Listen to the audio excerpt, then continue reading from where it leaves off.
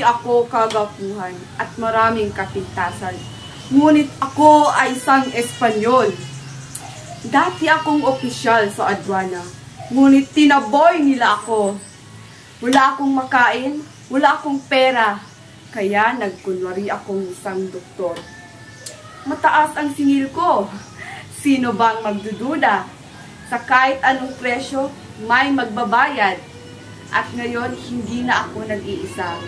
May asawa na ako, si Doña Victorina de los Reyes de Espadaña. At dahil sa mataas nilang tingin sa akin, tinawag ako ni Don Tiago para gamutin si Maria Clara. Diyos mio, ano ang gagawin ko?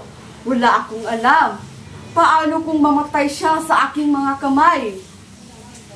Ako si Don Tiburcio de Espadaña, isang Kastilang walang kapangyarihan, isang lalaking peking doktor at isang duwag na nagtatago sa sariling kasinungalingan.